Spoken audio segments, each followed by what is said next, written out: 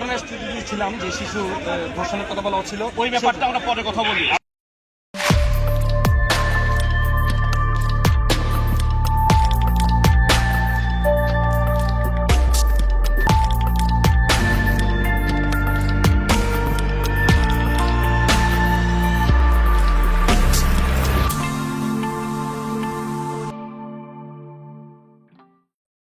সারা দেশে আগুন জ্বলে উঠছে, চট্টগ্রাম রণক্ষেত্র। কারণ একের পর এক শিশু ধর্ষণের খবর আসতেছে। গত 7 দিনে 5 জন শিশু, মিরপুরে 7 বছরের একজন, সিলেটে 4 বছরের, ঠাকুরগাঁয়ে 4 বছরের, মুন্সিগঞ্জে 10 বছরের, চট্টগ্রামে 4 বছরের, সবাইকে ধর্ষণ করা হয়েছে। নির্মমভাবে রামিসাকে হত্যা করা হয়েছে। 2019 থেকে 2021 এই 3 বছর আইন এবং সালিশ কেন্দ্রের হিসাবেই প্রায় 2778 জন শিশু ধর্ষণের শিকার, যা গত 10 বছরের মোট সংখ্যার প্রায় অর্ধেক। 2020-এ 1018 জন শিশু ধর্ষণের শিকার হয়েছিল হাসিনার আমলেই। আমরা তো 5 জন দেখে হাহাকার করতেছি, তাই না? দেখেন কত কত সংখ্যায় ধর্ষিত হয়েছে। তার মানে ধরেন প্রায় প্রত্যেক 2 দিনে 3 জন করে শিশু ধর্ষিত হইতেছে। ভিকটিমদের বয়স দেখলে স্তম্ভিত হয়ে যাইতে হয়। 49 ছিল 0 থেকে 6 বছরের, 94 জন ছিল 7 থেকে 12 বছরের। চিন্তা করতে পারেন, 103 জন কিশোরী। গত 10 বছরে অন্তত 318 জন শিশু ধর্ষণের পর হত্যার শিকার হয়েছে। হাসিনা মায়া কান্না করতেছে, ওর নাকি খুব কষ্ট হইতেছে, ওর আমলে সবচেয়ে বেশি হয়েছে। দেখেন, দেখেছেন, এইটার তো একটা সামাজিক রাজনৈতিক একটা কারণ আছে, কিন্তু একটা প্যাটার্ন দেখা যাচ্ছে। এই সবগুলো ঘটনা মিলে কিছুদিন ধরে কিছু ঘটনা ঘটতেছে। আমি এক এক করে আপনাদেরকে বলতেছি। শিলং সালাউদ্দিনের একেবারে মাটিতে হুতায় দিছে। দেখেন পাবলিকে ভুয়া ভুয়া করতেছে চারপাশে ঘিরে ধরে।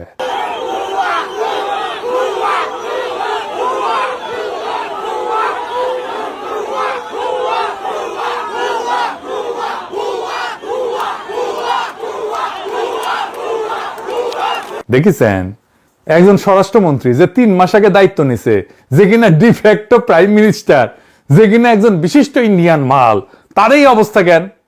শুধু তাই না, গত পরশু মিরপুর বস্তি উচ্ছেদ করতে গিয়া পুলিশ যে দাবরানি খেয়েছে তা অবিশ্বাস্য। ঊর্ধ্বশ্বাসে দৌড়াইতেছে পুলিশ আর পাবলিকে পিটাইতেছে।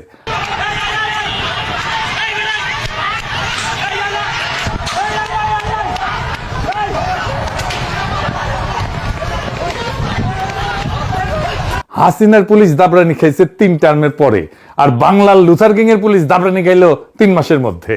রামিসার হত্যাকাণ্ডের বিচারের দাবিতে সারা দেশে হইতেছে বিক্ষোভ। দেখেছেন?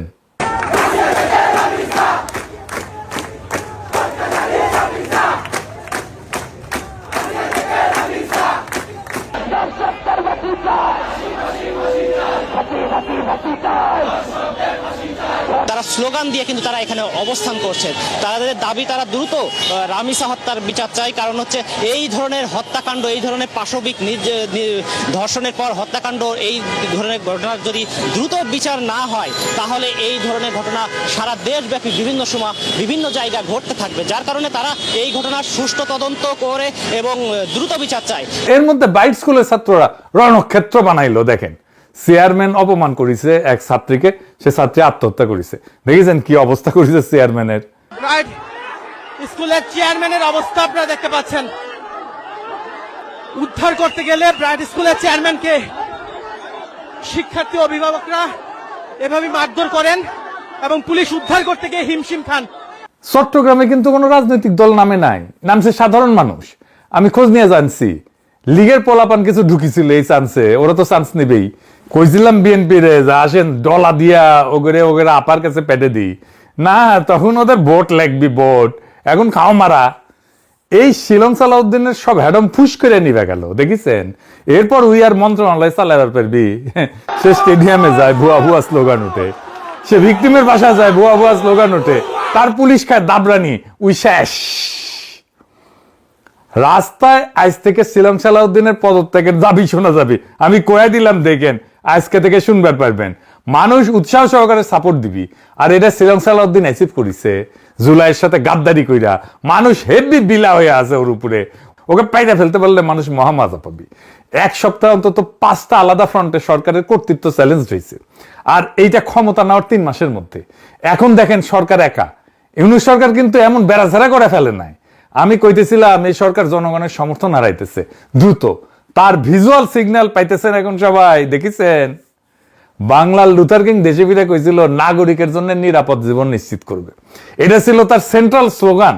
এটা নিদারুণ ভাবে ব্যর্থ হয়েছে। যাই হোক, আমাদের শিশুদের জীবন কেমনে নিরাপদ রাখবো সেটা নিয়ে আলাপ করি। আমরা যদি ডেটা দেখি তাহলে দেখবো মাত্র 3.5% ধর্ষণ মামলা আদালত পর্যন্ত যায়, এবং এর মধ্যে মাত্র 0.37% মামলায় শাস্তি হয়। 0.37, 1%ও না, 0.5%ও না। মানে প্রত্যেক 10,000 ধর্ষণে মাত্র 37 জন শাস্তি পায়। 10,000-এ 37 জন, বাকি 9,963 জন মুক্ত। অপরাধ করলে ধরা পড়বে না, আর ধরা পড়লে শাস্তি হবে না। এই জন্য রামিসার বাবা বলছে আমি বিচার চাই না। বিচার করেন নাই আপনারা। আমি কিছুই চাই না, আমি বিচার আপনারা করতে পারবেন না। আপনাদের এই ধরনের কোনো রেকর্ড নাই, আপনারা পারবেন না। আমার মেয়েও ফিরে আসবে না। আপনারা বিচার করতে পারবেন? পারবেন না। আপনারা কোনো এক্সাম্পল দাঁড়া করাতে পারবেন? পারবেন না। আমার থেকে স্টেম নেবেন, স্টেমে লিখিত নেবেন? পারবেন না। আপনারা পারবেন না, আপনারা পারবেন না। এটা বড় জীবন 15 দিন, এরপর আরেকটা বড় কোনো ঘটনা পড়বে, এটা ধাওয়া করে চলে যাবে, শেষ শেষ। এটা শুনেছেন 2024-এর জুলাই আগস্টের পর সরকার বদলাইছে 2 বার, 1 বার না। কিন্তু আদালত, পুলিশ, উকিল এই কাঠামো এটা বদলায় নাই। 15 বছরের অবিচারের যে মেমোরি, যে স্মৃতি জনতার মনে আছে, অপরাধীর মনেও আছে। সেই জন্য রামিসার বাবা বলে আমি বিচার চাই না, আর যে অপরাধী সে অপরাধের পর অপরাধ করেই যায়। আমাদের বিচারের হার 100% করতে হবে। বিচারের এডিটেড ফুটেজ প্রচার করতে হবে, রায় হবে প্রকাশ্যে।